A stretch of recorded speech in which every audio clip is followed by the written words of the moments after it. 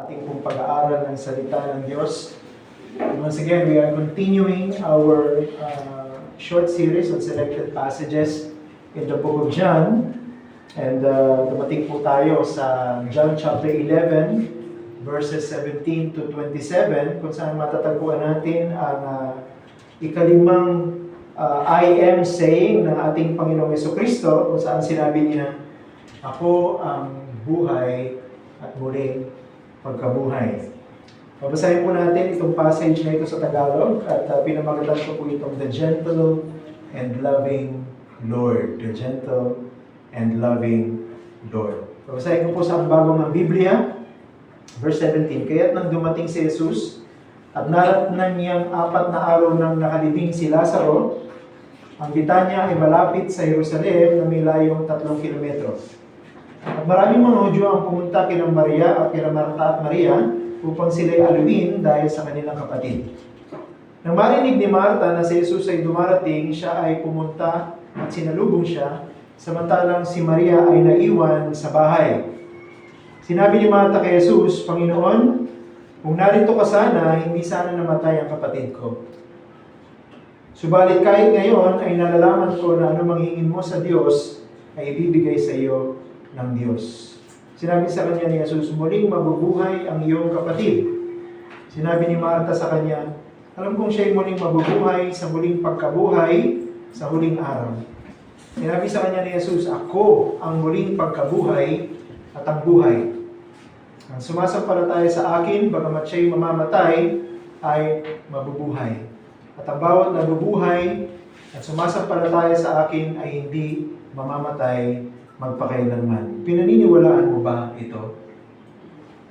Sinabi sa kanya, "Opo, Panginoon.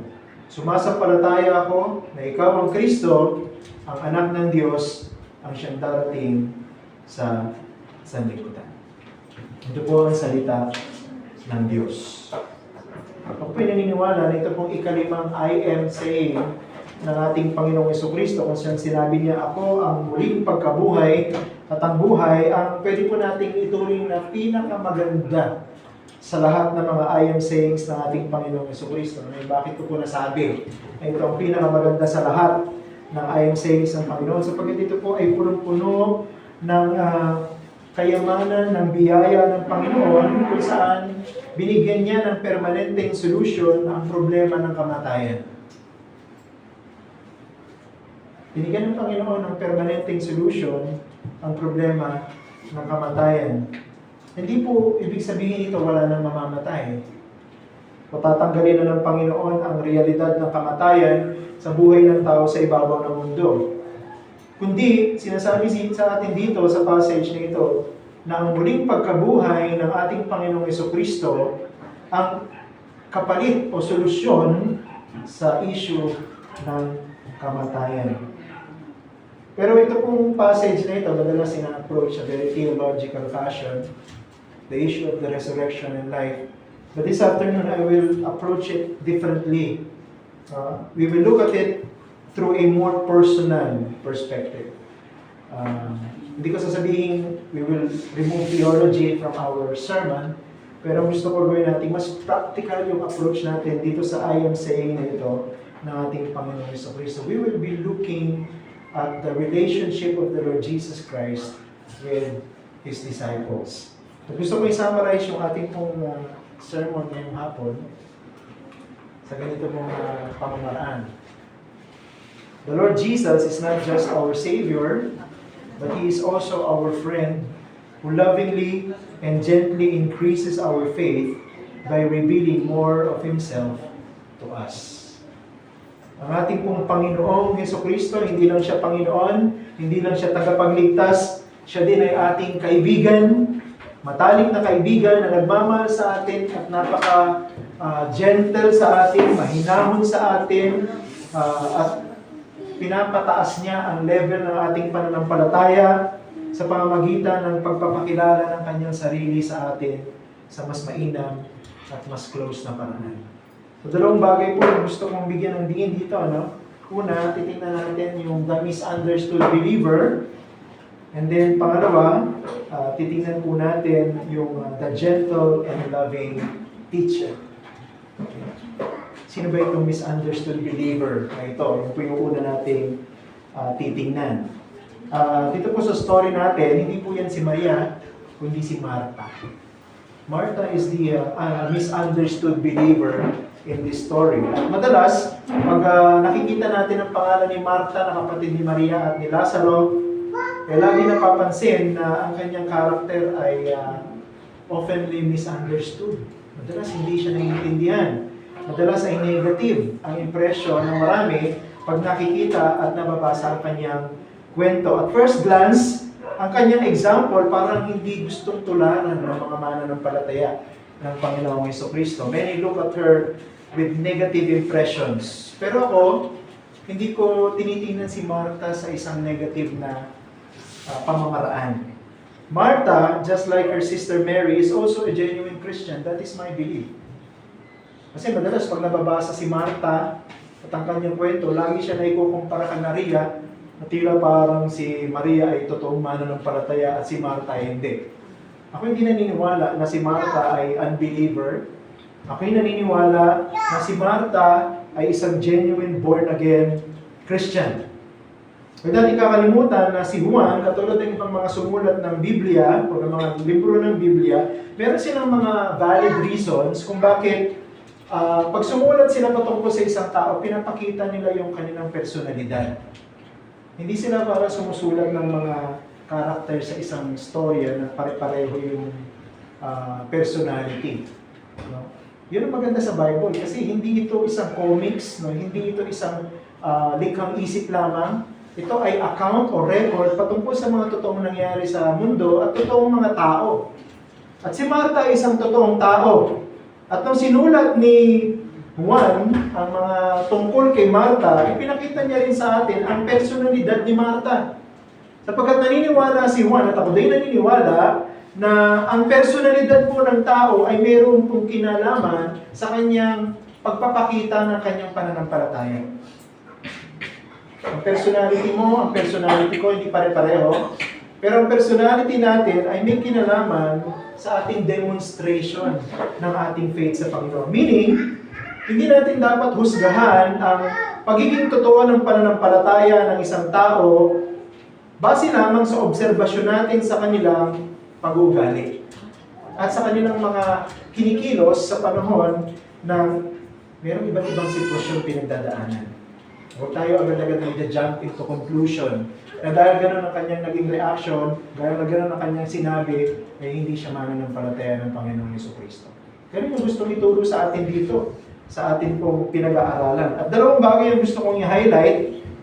Bakit na iisip na si Martha ay hindi mananampalataya? Bakit laging nami-misinterpret yung sinasabi at kinikilos ni Martha? Una, sincerely asking but not disbelieving. Sincerely asking but not disbelieving. Makikita natin dito sa kwento, may mga tanong. Actually, hindi ka naman si Maria, si Martha nagtatanong, maging si Martha. Nagtatanong din, pareha sila. Tingnan niyo verse 21, dito si Martha nagtanong sa Panginoon. Sa verse 21 ng ating passage, sinabi ni Martha kay Jesus, Panginoon, kung narito ka sana, meron siyang assumption, hindi sana namatay ang kapatid ko. Maraming mga scholar ang negative ang interpretation dito sa verse 21. Isa na dyan, yung isa sa mga paborito kong scholar, si James Boyce. Sabi niya sa kanyang commentary, such faith always attempts to limit God, or which is the same thing to scale down His promises. In other words, sinasabi ni Boyce na itong paraan ng pagsasalita, pagtatanong, mga statement ni Martha ay nilalagyan niya ng limitasyon ng Diyos. At siya ay nagtatanong at nagsasalita patungkol kay Jesucristo ng walang pananampalataya. Ang pinalalabas niya ay si Martha ay hindi Christian sa kanyang mga sinasabi at sa kanyang mga kinikilos.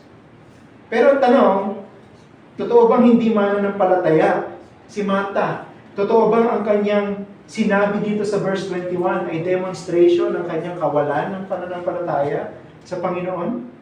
Ako hindi naniniwala na hindi mananampalataya si Martha. Tandaan natin, pag nag-interpret tayo ng Bible, lalo ng mga kwento sa Bible, Pag masyado nating nilalagyan ng interpretasyon ng mga kwento, pwede tayong maligaw, pwede tayong magkamali. Tulad ni James Boyce. Bagamat I respect him and I read his commentaries, but at this particular point, I think he's mistaken. Masyado sumobra yung kanyang interpretasyon, masyado siyang maraming inilagay dun sa passage na wala naman talaga dun. Pinakamadali kasing paraan yan para ma-overlook yung context. No? Tingnan natin mabuti. Doon sa verse 32, ganito po yung mababasa natin sa ating passage, John 11:32. Sabi niya, pagdating ni Maria sa kinaroroonan ni Jesus, this time si Maria po tinutukoy, hindi si Martha. Sabi niya, pagdating ni Maria sa kinaroroonan ni Jesus, at nang makita siya ni Maria, lumuhod dito sa kanyang paanan na sinasabi sa kanya, Panginoon, kung ikaw sana'y narito, hindi sana namatay ang kapatid ko. Diba hindi na sinabi ni Martha? Sa verse 21, Panginoon, kung ikaw sana'y narito, hindi sana namatay ang kapatid ko. Same question from Martha, same question from Mary. Now, ang tanong, kung sinasabi ni James Boyce na si Martha nilalagyan niya ng limitasyon ng Diyos, o siya nagtatanong na walang pananampalataya, ibig ba sabihin si Maria, nung tinanong niya yung parehong tanong, wala rin siyang pananampalataya sa Panginoon? Nilalagyan niya rin ba ng limitasyon ng Panginoon? Diba? Iisipin mo mabuti yun. Parehong tanong. Magkaibang tao. Si Martha nagtanong, sabi ni Boyce, nagtatanong ng walang pananampalataya. Itong si Maria nagtanong, sabihin niya rin ba ang pareho? Hindi. Madalas si Martha laging positive. Ang tingin ng mga tao pag binabasa ang kanyang kwento, si Martha laging negative. I don't think si Maria dito sa kanyang tanong, na katulad ng tanong ni Martha, ay nagtatanong na walang pananampalataya. Ako naniniwala na si John, ang sinulat niya itong kwento na ito, dalawang magkaibang tao, parehong tanong, pinapakita na sa atin na dalawang magkaibang tao, pero pareho yung kanilang iniisip. Pareho yung kanilang pinanggagalingan. Pareho yung kanilang nararamdaman. At isa pa siguro sa pinakamainam na paraan na hindi tayo magkamali, katulad ni Boyce, huwag nating laging titingnan yung sinabi. Dapat lagi nating titingnan sino yung nagsabi. Dito ang nagsalita ng tanong na yan, Panginoon, kung ikaw sana'y narito, hindi sana namatay ang kapatid ko. Si Maria at saka si Martha, unique individuals, hindi sila pareho. Kapag magkapatid sila, hindi sila pareho ng personalidad. Therefore, dahil hindi sila parehong tao, hindi sila parehong personalidad, ay pareho, hindi rin magiging pareho ang kanilang demonstration ng kanilang pananampalataya. Dapat iisipin natin ganun pag nagbabasa tayo ng Bible. Sino yung nagsabi? Ano yung sinabi? Huwag tayo magja-jump into conclusion. Dahil yun yung sinabi, ibig sabihin, itong ibig sabihin ng kanyang sinabi ko sa statement na yun, o sa talata na yun. Dahil si Martha yung nagsabi, hindi Christian. Dahil si Maria yung nagsabi, Christian. Huwag ganun. That's a very dangerous way of interpretation.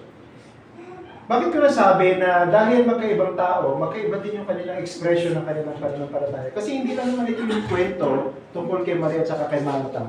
Meron din doon sa Luke chapter 10 verses 38 to 42. Familiar kayo doon sa kwento na yon kung saan dumaraw ang Panginoon sa bahay nila, buhay pa si Lazaro, at doon nangaral ng Panginoong Jesucristo at maraming mga tao pumunta doon para makinig sa Kanya. Si Maria, ayon sa kwento, nag-decide na umupo sa paanan ng Panginoon at makinig habang ang Panginoon ay nagtuturo.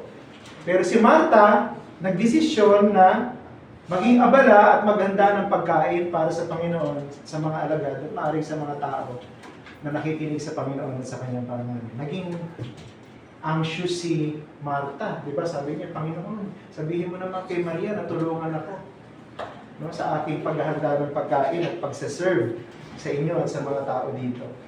Maraming mga scholar, again, ilalagay si Martha sa negative. Sabihin si Martha, hindi talaga Christian. Bakit? Kasi hindi siya nakinig sa pagtuturo ng Panginoon.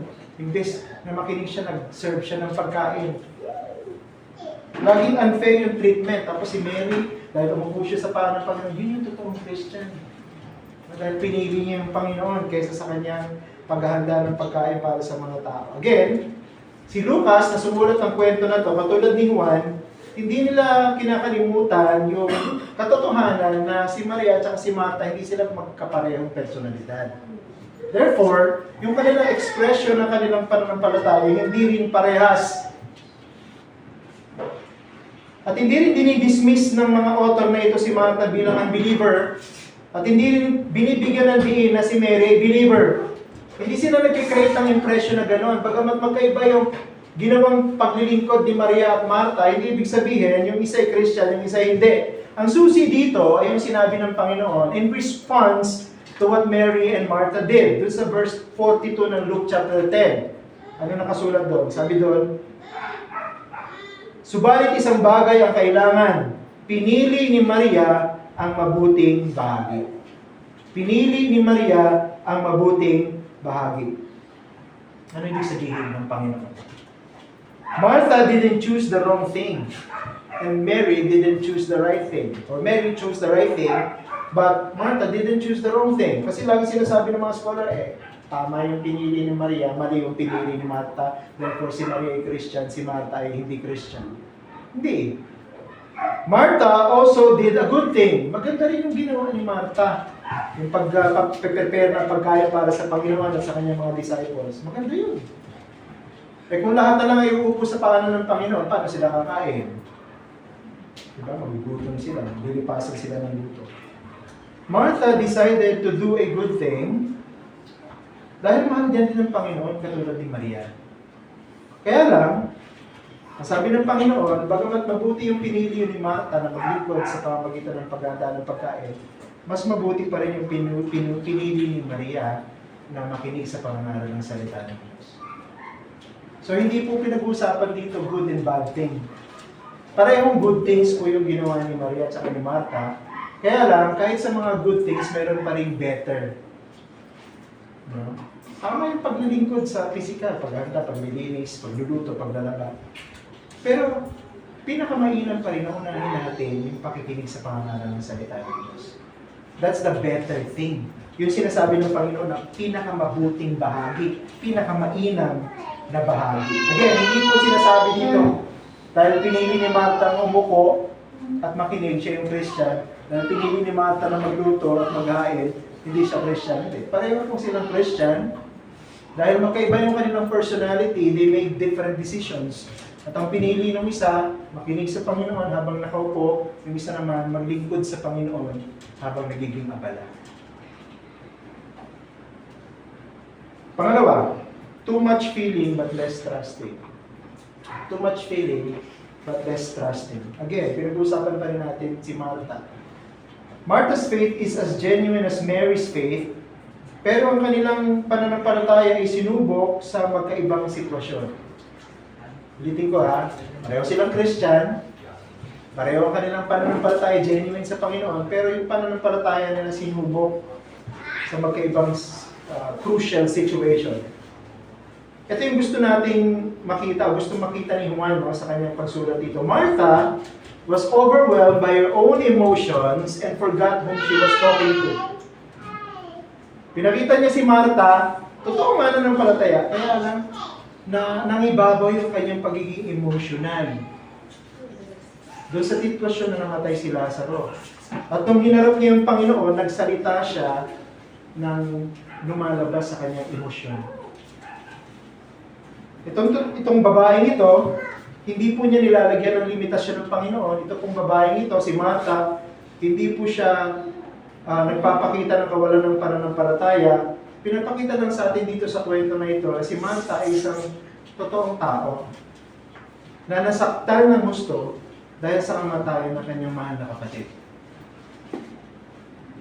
Ako mag-agree dito sa statement na ito. Tarang ko mag-agree din kayo sa statement na yan. Kasi tayong lahat, pag tayo masyadong emotional, di ba? Mabilis tayo magsalita nang hindi nag-iisip at mabagal tayo mag-isip. Minsan nga wala nang pag-iisip. Galit na galit ka. Ang pinakamabilis talagang mag-trigger sa atin yung bibig. Sasalita ka. Pero minsan, maiisip lang natin ang mali yung sinabi natin pagkatapos na natin sabihin. dahil sa sobrang galit. Believe ganyan yung nangyari kay Martha. Tagtagal mo siya sa Panginoon, sana kung nandito ko Panginoon, hindi namatay si Lazaro. Nagsasalita, ako naniniwala nagsasalita siya dito ng galing sa kanyang emosyon, nang hindi nag-iisip. Kaya nga siguro napakaganda ng sinabi ni Santiago sa chapter 1 verse 19, di ba? Ang bawat tao dapat maging mabilis sa pakikinig, marahan sa pagsasalita, mabagal sa pagkagalit. Kasi pag pinapira natin yung ating pagiging emosyonal, nagiging mali yung ibig nating iparating na mensahe. Hindi natin iingatan yung mga salita, nakakasakit tayo ng ating kapwa. Dito po sa ating story, makikita natin dalawang larawan ni Martha, dun sa verse 22 at saka dun sa verse 21. Dun sa verse 21, makikita natin ang isang Marthang emosyonal. At sa verse 22, makikita natin ang isang Marthang nag-iisip. So, tingnan niyo po yung verse 22. Ano po sabi sa verse 22? Subalit kahit ngayon, ay nalalaman ko na anumang hingin mo sa Diyos ay bibigay sa iyo ng Diyos. Kita mo? Yung sa verse 21, emotional, sabi niya, kung dumating ka lang Panginoon ng mas maaga, sana hindi namatay kapatid ko si Lazaro. Yun ay salita ng isang taong hindi nag-iisip. Yun ay salita ng isang taong masyadong emotional. Pero yung verse 22, yan ang salita ng isang taong nag-iisip. Sinabi niya, kahit ngayon, nalalaman ko na anumang hingin mo sa Diyos ay ibibigay sa iyo ng Diyos. Hindi natin alam kung ano yung nangyari sa pagitan ng verse 21 at 22. Kasi pag nagbabasa tayo, di ba, yung verse 21 sinundan ng verse 22. Pero sa totoong buhay, sa totoong nangyari sa oras at panahon, alam natin na maaaring may nangyari sa pagitan ng verse 21 at verse 22. Pero gusto ko lang siguro i-highlight dito, sa pagitan ng dalawang ito, yung verse 22 yung dapat natin ginagawa. Hindi yung verse 21. Huwag natin tularan yung Martha na emotional, na mabilis magsalita pero mabagal mag-isip. Kundi gayahin natin yung Martha sa verse 22 na tama ang pag-iisip, kaya tama rin ang kanyang sinasabi. Diba? Sabi niya, nalalaman ko. Nalalaman ko. Kahit anong hingin mo sa Diyos, ibibigay mo sa Diyos. Yun yung salita ng tao na nag-iisip. Yun yung salita ng tao na dahan-dahan sa kanyang pagsasalita. Ang pananampalataya po ay hindi po nakaugat sa emosyon. Ulitin ko ha, ang pananampalataya ay hindi po nakaugat sa emosyon. Ang pananampalataya po ay paniniwala at hindi yung nararamdaman ng tao. Paniniwala, ibig sabihin, ito yung laman ng ating pag-iisip, hindi yung laman ng ating damdamin. Kasi pwede tayong maniwala dahil masyado tayo emosyonal. Pero ang pananampalataya ay hindi paniniwala dahil emosyonal ang tao. Ang pananampalataya ay paniniwala dahil naiintindihan niya yung kanyang pinaniniwalaan. Ang pananampalataya ay malalim at matinding pagtitiwala sa isang bagay na pinag-isipan. Kaya ang kaligtasan ay hindi po isang bagay na bunga ng emosyon. Hindi ako magiging Christian dahil napakasaya ko ngayon.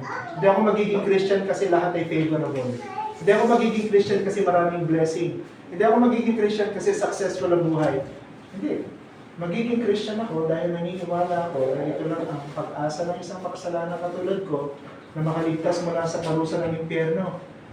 Na si Jesucristo lang ang makapagliligtas sa akin at makapagbibigay sa akin ng kapatawaran at buhay na walang hanggan. Yun ang pananampalataya, paniniwala sa totoo at tama. Kaya nga dapat, reminder sa atin, we should never allow our emotions get a better hold of us during critical circumstances. Dadaan tayo sa mga sitwasyon na kailangan natin mag-desisyon. Halimbawa yan, namatay ng mga sa buhay, ng pamilya. Marami sila na yung gagawing desisyon na wala na yung nanay ng tahanan. Pero dapat ang mga desisyon na ito, hindi pinapangunahan ng emosyon. Hindi po natin sinasabi na masama ang emosyon, pero pag ang emosyon ang ginamit nating guide, dahil ang emosyon ay epektado ng kasalanan, dadalhin tayo sa maling desisyon. So huwag emotion, kundi paniniwala sa tama at sa totoo ang maging batayan ng ating pananampalataya. Choose the better way. Pumili tayo ng tamang pamamaraan. Ito yung pamamaraan ng pananampalataya na pinaniniwalaan kung anong totoo. Pangalawa, tingnan natin the gentle and loving teacher. Nakita natin yung misunderstood disciple, si Martha. Ngayon, tingnan natin yung master, yung teacher. Yung gentle and loving teacher, walang ibang ating Panginoong Jesucristo.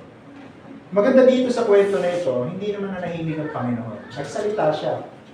Sabi doon sa verse 25 and 26 ng John chapter 11. Sinabi sa kanya ni Jesus, "Ako ang muling pagkabuhay at ang buhay. Ang sumasampalataya sa akin, bagamat siya'y mamatay, ay mabubuhay. At ang bawat nabubuhay at sumasampalataya sa akin ay hindi mamamatay magpakailanman." Pinaniniwalaan mo ba ito? Hindi lang pumahal ng Panginoon si Lazaro. Kasi alam natin sa kwento na to, binuhay si Lazaro. If you're familiar with the story, read the story, John chapter 11, makikita niyo, binuhay ng Panginoon si Lazaro kahit patay na siya ng 4 days. So, pinapatunayan dyan, mahal ng Panginoon si Lazaro. Pero hindi lang po si Lazaro ang mahal ng Panginoon. Mahal din ng Panginoon si Maria, mahal din ng Panginoon si Marta. Bakit ko nasabing mahal ng Panginoon si Marta? Yung madalas na misinterpret, madalas na misunderstood na disciple. Kasi dito, nung nagsalita si Marta na masyadong emosyonal, no, hindi nag-iisip, hindi siya nirebuke ng Panginoon eh. Hindi siya pinagalitan ng Panginoon. Kasi alam ng Panginoon na si Marta ay very emotional dahil nagdadalamhati sa pagkamatay ng kanyang kapatid na si Lazaro. So instead of rebuking Marta, nagpakita ang Panginoon dito ng gentle and loving affection. Sa kanya. Pinakita niya yung kanyang pagmamahal. Pinakita niya yung kanyang pagiging mahinahon kay Marta. Kinumpronta niya si Marta kahit na siya very emotional, pero ang pagkumpronta ng Panginoon sa kanya mayroong pagtuturo, mayroong pagtutuwid. At ako naniniwala na may natutunan si Marta mula dito sa treatment sa kanya ng Panginoon. This is the heart of the Lord. Hindi lang para kay Marta, ganito din yung puso ng Panginoon para sa mga disciples niya ngayon, para sa ating mga Christians. Alam ng Panginoon na mahina tayo, alam ng Panginoon na tayo ay may pinagdadaanan sa buhay. Hindi po porkit ang Panginoong Jesucristo ay Diyos, wala siyang pagmamalasakit sa atin kung tayo nalulungkot, o kung tayo ay umiiyak, o kung tayo ay may problema, hindi. Mas naiintindihan tayo ng Panginoon kaysa ng ibang tao. Mas kaya tayong samahan ng Panginoon kaysa ng ibang tao. Mas kaya tayong tulungan ng Panginoon kaysa ng ibang tao. At yun ang pinapakita sa atin dito. Seryoso ang Panginoon sa pananampalataya ng kanyang mga alagad at siya'y maawain sa kanila. At walang limitasyon ang awa ng Panginoon. Mas mabilis ang Panginoon magmahal kaysa magalit. Mas mabilis siya magmahal kaysa magalit. Mas mabilis ang Panginoon na yumakap kaysa ang magpangaral sa atin. The Lord never takes for granted our humanity. Tandaan niyo yan. Alam ng Diyos na tao tayo. Bakit? Sapagkat nagkatawang tao din siya. Sino bang mas makakaunawa sa isang tao kundi tao din? Kaya nagkatawang tao ang Diyos. Kasi gusto ipakita ng Diyos na naiintindihan niya ang tao. At tandaan niyang tulungan ng tao. At kaya niyang tulungan ng tao. At dito dalawang bagay yung gusto ko ipakita sa inyo kung paano ipinakita niya yung kanyang gentleness and loving kindness kay Martha. Una, the Lord treats our weakness with patience. The Lord treats our weakness with patience. Tingnan niyo yung verse 23. Ang ganda ng paraan ng Panginoon ng pagtrato niya sa isang emotional Martha. Very emotional si Martha. Siguro umiiyak pa siya nung sinabi niya, Panginoon, sana hindi naman tayo kapatid ko, napaaga ka lang. Kasi 4 na araw pa yung lumipas bago siya pumunta kay Lazaro. Patay na. Anong sabi ng Panginoon sa verse 23? Sinabi sa kanya ni Jesus, muling mabubuhay ang iyong kapatid. Muling mabubuhay ang iyong kapatid. Very straightforward. Muling mabubuhay si Lazaro. Kala ano naging response ni Mary? Sa verse 24, sinabi ni Martha sa kanya, alam kong siya'y muling mabubuhay sa muling pagkabuhay sa huling araw. Siguro dahil very emotional pa rin itong Martha na ito, nakausap siya ng Panginoon, very gentle, very loving. Sabi niya, mabubuhay si Lazaro. Hindi niya naintindihan yung sinasabi ng Panginoon na mabubuhay si Lazaro ngayon. Ang akala ni Martha, bubuhayin na ng Diyos si Lazaro pagdating ng huling araw, yung tinatawag na Judgment Day and Resurrection of the Dead. Na-miss ni emotional Martha yung point ng Panginoon. Pero pansinin niyo yung treatment ng Panginoon sa kanya. Nagalit na yung Panginoon sa kanya, sinabing, napakahina ko naman umintindi. Ganun ba sinabi ng Panginoon sa kanya? Di ba sinabi ko na mabubuhay si Lazaro? Bakit ang sinasabi mabubuhay siya sa huling araw? Hindi ganun eh. Pero madalas ganun tayo. Kapag nagagalit tayo, ano? Ay, gusto ko maging mahinahon. Anak, pero paliwanagan mo yung anak mo, ano? Tapos, sasagot pa yung anak mo, tapos mali pa, pabalang pa yung sagot, di naintindihan yung sinasabi, magagalit tayo. Di ba? Pag maliit na bata, papaluin pa natin, ano? Pagka sumasagot ng pabalang, ganun tayo eh. Pero ang Panginoon hindi ganun. The Lord didn't rebuke Martha for misunderstanding Him. May mga times na talagang napakahina natin kahit sa pag-iisip. Lalo na pag very emotional. No? Very emotional si Martha dito, hindi na siya nakapag-isip. She allowed her emotions to overwhelm her. Masyado siyang nalungkot, masyado siyang nasaktan sa kamatayan ng Panginoon at parang negative yung kanyang response sa Panginoon. Pero ang Panginoon, in return, nagpakita ng malalim na pagmamahal at concern for Martha. At alam niyo yung Panginoon na ganito, yung gentle, loving, caring, ganun pa rin siya hanggang ngayon. Di ba sinabi sa Bible, ang Panginoon, siya yung katulad noon, ngayon at magpakailanman. Ibig sabihin ng Panginoon natin, hindi nagbabago. Kung ang Panginoon na kanyang treatment kay Mary, ganyan, ganyan din ang treatment niya sa atin ngayon. Kung dating isipin na nakakaya sa Panginoon, baka magalit siya sa akin, hindi na ako mag-pray, hindi na ako sasamba sa Panginoon sa Sunday, hindi na muna ako attend sa prayer meeting kasi hindi na ako kasalanan. Wag. Alalahanin niyo itong enkwentro na ito between Jesus and Martha. Kahit na si Martha nagsasalita siya ng, siguro kung ang Panginoon ay sensitive, masasaktan siya. Diba? Kasi parang dating sinisisi mo ang Panginoon dahil hindi siya dumating kaya namatay si Lazaro. Tapos very emotional ka pa, hindi bisa maintindihan mo yung sinasabi niya, mali pa yung naintindihan mo. Pero ang Panginoon hindi. Lagi siyang mapagmahal, lagi siyang mahinahon, lagi siyang malawak ang pangunawa, lagi siyang very caring sa atin. The Lord Jesus will always treat us with the same intensity of love, gentleness, and consideration. Hindi nagbabago ang pagmamahal, pag-aalaga, pag-intindi ng Panginoon kasi hindi siya nagbabago. He's the same yesterday, today, and forever. At ang Panginoon, pagka siya nagtatrato ng mga mananampalataya, hindi niya tayo tinatrato dahil sa ating katigasan ng ulo, hindi niya tayo tinatrato dahil sa ating pagiging makasalanan, tinatrato niya tayo dahil sa kanyang pagmamahal sa atin. Yun ang nangingibabaw sa Panginoon. Kaya siya gentle and loving master, loving teacher. Hindi po siya lalapit sa atin. Yung pa maganda, kasi ang Panginoon siya yung malapit sa atin. He's always offering Himself to us. Diba kahit sa mga makasalanan, ino-offer ni Jesus yung sarili niya. Sabi niya, tatatawarin kita, tatanggapin kita, bibigyan kita ng buhay na walang hanggan kung mananampalataya ka at magsisisi. Ganon din siya sa mga Christian. Nilalapit niya yung sarili niya, maintindihan kita, mauunawaan kita. Ano mang kahinahan mo, ano mang kasalanan mo, kung lalapit ka sa akin, tatatawarin kita, yayakapin kita. He will always deal with us with love and assurance. Bakit? He will always deal with us according to who He is. Hindi according to who we are. Kung sino siya. Di ba comforting yun para sa atin yung mga Christian? Ano man ang pinagdadaanan niyo, hindi ko alam. Meron na kayong mahal sa buhay na namatay. Meron kayong mabigat na problema. Meron kayong kalungkutan na parang wala nang solusyon. Lumapit kayo sa Panginoon. Masabi niya, tutulungan ka niya. Iingatan ka niya. Sasamahan ka niya. Yayakapin ka niya. Bibigyan niya ng solusyon ng problema. Pangalawa, the Lord teaches us to trust Him more. The Lord teaches us to trust Him more. Ganyan ang Panginoon. Sa kanyang treatment, sa kanyang mga disciples. Tingnan niyo yung verse 27. Ito makikita natin si Martha na bago.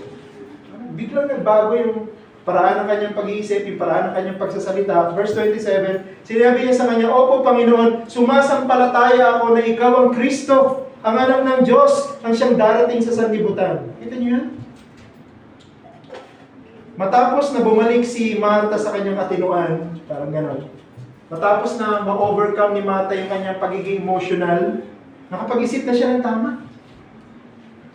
Yung pagiging mahinahon at matyaga ng Panginoon sa kanyang pagtuturo kay Martha, naging paraan para si Martha mawala yung kanyang pagiging emotional at naniwala na siya, nagsimula siyang maniwala ulit sa mga sinasabi ng Panginoon. Dapat ganito lahat tayo. We can only overcome our feelings when we let the mind take the lead. Emotional. Hindi maiwasan bilang tao. Ako, emotional din ako. Asawa ko mas emotional sa akin. Alam ko, naniniwala kayo na emotional din kayo lahat. Yung iba na tinatago yung pagiging emotional, pero deep inside emotional. Emotional tayo, mga tao. Diba? Pero dapat, yung emotion natin, hindi natin hinahayaan na maging sabi mo yun, dinidiktahan yung iniisip mo. Dapat, baliktad, yung iniisip mo dapat ang didikta sa nararamdaman mo. Kaya nga sabi niya po sa Pablo, let your minds be renewed. Paano marirenew? Paano marireform ang ating isip? Dapat magbabasa tayo ng Bible. Atin tayo sa mga gawain na may pagtuturo ng Bible.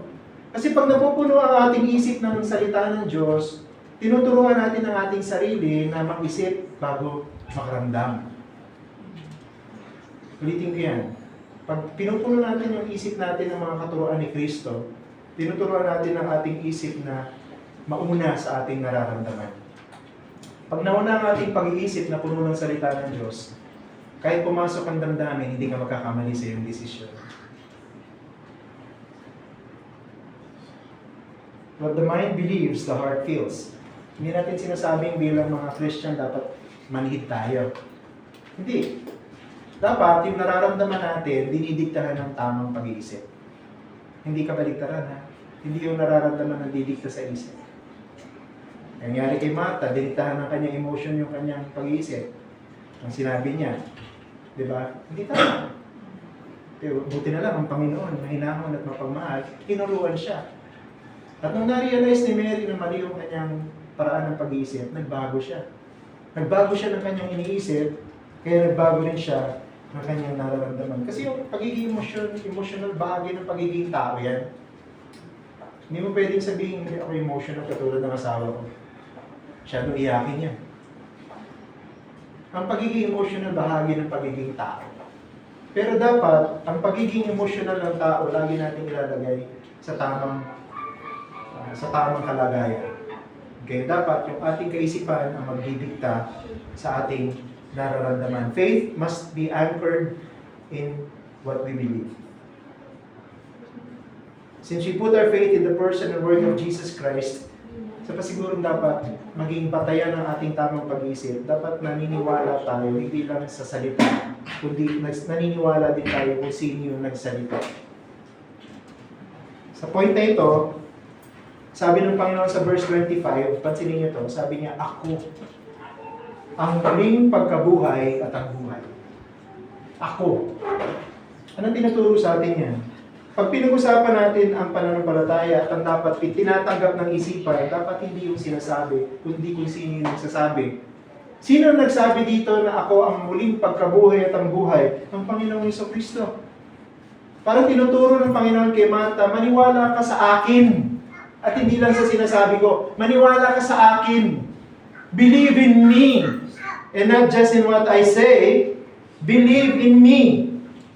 The Lord is teaching Martha not just to believe in what Jesus said, but to believe in Jesus Himself. Dapat ganun ng Christian. Ang pinaniniwalaan natin ay si Jesus mismo. At dahil naniniwala tayo kay Jesus mismo, na siya ay Diyos, na siya ay tagapagligtas, na siya ay Panginoon, maniniwala tayo sa lahat ng kanyang sinasabi. Sinabi ng Panginoon kay Martha, ako ang muling pagkabuhay at ang buhay. At paano pinatunayan ng Panginoon na siya ang muling pagkabuhay at buhay? Binuhay niya si Lazaro. Katulad ni Martha, kailangan natin ng spiritual overhaul pagdating sa ating object of faith. Kaya marami mga Christian mahina pagdating sa pananampalataya kasi hindi sila naniniwala na nananampalataya doon sa nagsalita. Hindi sila naniniwala na nananampalataya kay Jesus. Pero kung ang pananampalataya mo ay na kay Jesus, matibay ang iyong paniniwala sa lahat ng kanyang sinabi. Yun yung dahilan kung bakit si Martha nagbago. Nang ma-realize niya, ang kausap ko ay walang iba kundi ang aking Panginoon, ang aking tagapagligtas. Kaya nagbago siya ng kanyang paraan ng pag-iisip. Naniwala siya kay Jesus. At dahil naniwala siya kay Jesus, naniwala siya sa kanyang sinabi. Kaya sabi niya, "Opo, Panginoon, sumasampalataya ako na ikaw ang Kristo, ang anak ng Diyos, ang siyang darating sa sanlibutan." Sa inyo mga hindi pa mananampalataya, alam ko naniniwala kayo sa naririnig ninyo ngayon. Dahil nakasulat yan sa Bible, hindi ko naman invento yan. Pero ang tanong ko sa inyo, naniniwala ba kayo sa nagsabi nun? Naniniwala ba kayo na si Jesus ang muling pagkabuhay at ang buhay? At naniniwala ba kayo na totoo yung kanyang sinabi na bibigyan niya ng muling pagkabuhay at bibigyan niya ng buhay yung mga tao mananampalataya sa kanya? That makes a lot of difference. Iba yung naniniwala ka dun sa sinabi, dun sa naniniwala ka o nananampalataya ka sa nagsabi. At ang kaligtasan nangyayari pagka nananampalataya ka dun sa nagsalita. Pag nananampalataya ka kay Kristo. At ang lahat ng ipinangako ng Kristo nito na pinananampalatayanan mo, magiging totoo sa iyo. Kung sinabi ng Panginoon, "Ako ang muling pagkabuhay," ang sino mang manampalataya sa akin, kahit siya'y mamatay, muli siya mabubuhay. Mararanasan mo yan. Kung totoong mananampalataya ka kay Kristo. Mananampalataya ka na siya'y Panginoon ng tagapagligtas. Kailan mangyayari yun? Bubuhayin niya ba ako pag namatay ko kagaya ni Lazaro? Yung pagbuhay ng Panginoon kay Lazaro ay isang pagpapatunay sa kasaysayan na may kapangyarihan si Kristo sa kamatayan at muling pagkabuhay. Pero si Lazaro namatay din siya ulit. Yung pinapangako ng Panginoon dito na ako ang muling pagkabuhay at ang buhay, yung muling pagkabuhay at buhay na walang hanggan na mangyayari sa kanyang muling pagparito sa huling araw. Kung hindi ka pa mananampalataya, hindi mo mararanasan yung muling pagkabuhay sa buhay na walang hanggan sa piling ng Diyos. Mararanasan mo muling mabuhay pero sa buhay na walang hanggan sa impyerno. So may option ka. May choice ka. At ang sabi ng gospel, si Jesus lang yung option mo para maranasan mo yung buhay na walang hanggan at muling pagkabuhay sa piling mo. Sa atin naman mga mananampalataya, tinitadaanan tayong seryosong sitwasyon sa buhay. Yung mga namatay sa buhay, mahal sa buhay. Yung mga iwanan o ulila. Hindi natin kalimutan, dahil kung sila yung mananampalataya, darating yung panahon, sila yung muling mabubuhay. At magkakaroon tayo ng grand reunion in the new heavens and new earth. Kung saan mabubuhay na tayo magkasama at piling ni Jesus magpasamuloy. Manalangin po tayo. Amin naman. Salamat po sa story nito. Familiar kami lahat dito, but then again, tinignan namin ito ng mas deeper. Nakita namin si Martha, the most misunderstood believer. Christian siya. Pero katulad namin siya sa maraming pagkakataon, emotion namin ang nananaig. Hindi kami nag-iisip na maayos, nagsasalita lang kami basta-basta. Pero salamat po sapagkat ikaw ay Panginoon na mapasensya. Ikaw Panginoon na gentle. Ikaw Panginoon na nagtuturo sa amin, nagtsatsaga sa amin. At ikaw yung nagbabago sa paraan ng aming pag-iisip. Katulad ni Martha, nagbago yung kanyang pag-iisip, matapos niya ma-realize na mali yung kanyang nararamdaman. Nagbago rin yung kanyang sinabi. Tama yung kanyang sinabi sapagkat ang kanyang sinabi ay bunga ng kanyang pananampalataya kay Jesus. Ganon din po sana kami, mauna yung aming pananampalataya sa Panginoong Jesus bago yung aming emosyon, bago yung aming pagsasalita, so that we will not be misunderstood by people, so that we will not be misunderstood by the church, the Christians around us. Yung mga hindi pa mananampalataya dito, sana makita nila, si Lazaro binuhay. Sapagkat ang Panginoon ay may kapangyarihan sa buhay at kamatayan, Sana maniwala din sila dito at maniwala sila mismo kay Kristo na siyang nagsabing siya ang muling pagkabuhay at ang buhay.